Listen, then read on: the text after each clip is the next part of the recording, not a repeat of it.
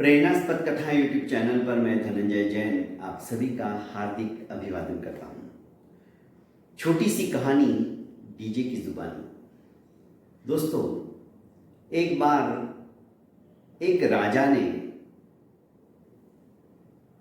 सौ लोगों का एक ग्रुप बनाया जिसमें अबाल वृद्ध, बच्चे से लेकर बूढ़े तक। प्रतिदिन ये सिलसिला उनका चलता रहने वाला था और राजा अपने राजमहल में सिंहासन पर बैठ जाता और विविध तरह के वस्तु,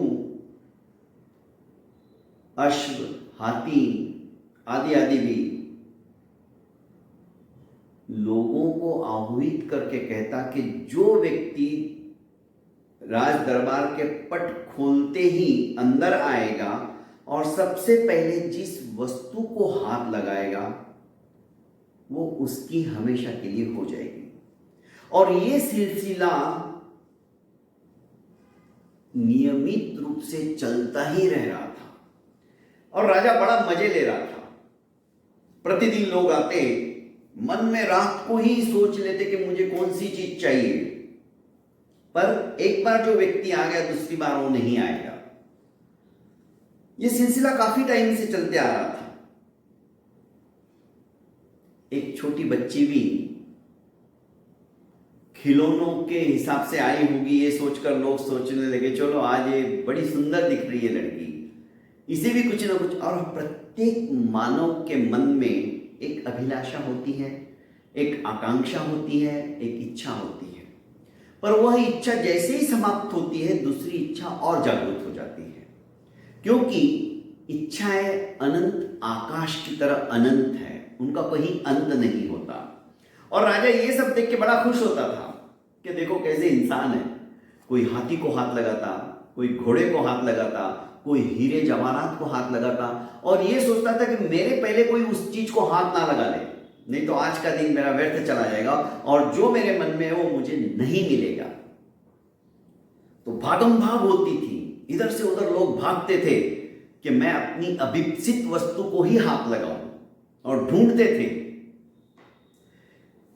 एक लड़की मंथर गति से राजा के सिंहासन की तरफ बढ़ती हुई चली आ रही थी। राजा ने सोचा बच्ची है, शायद पूछ रही होगी, इसे कोई चीज नहीं मिल रही, इसे कोई डॉल नहीं मिल रही होगी तो आ रही है और पूछेगी कि गुड़िया कहाँ है।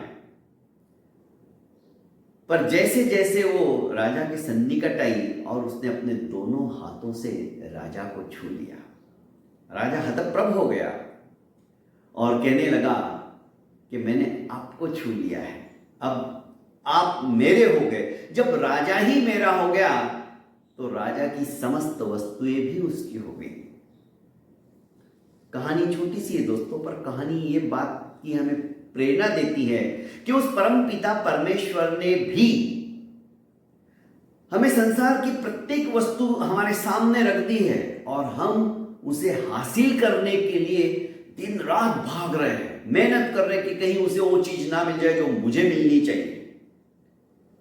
अभिप्सा, लालसा, इच्छा प्रतिपल प्रतिक्षण हमारी बढ़ती ही चली जाती उस चीज को पाने के लिए जो कि ईश्वर ने बनाई है दोस्तों। पर हम ये भूल जाते हैं उस परम पिता परमेश्वर को ही यदि हम पाले तो ये तो सारी भौतिक चीजें हमें अपने आप प्राप्त हो जाएगी।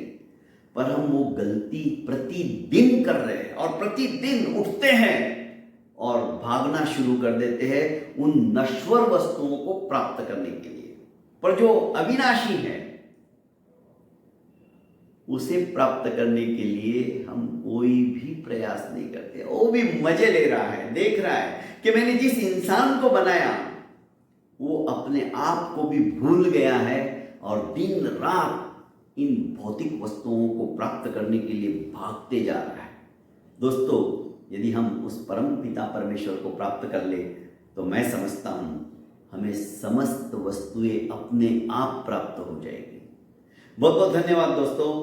प्रेरणास्पद कथा यूट्यूब चैनल को आपने अभी तक लाइक एवं सब्सक्राइब नहीं किया है तो कर लीजिए और ज़्यादा से ज़्यादा इसे अपनों को शेयर कीजिए। प्रणाम।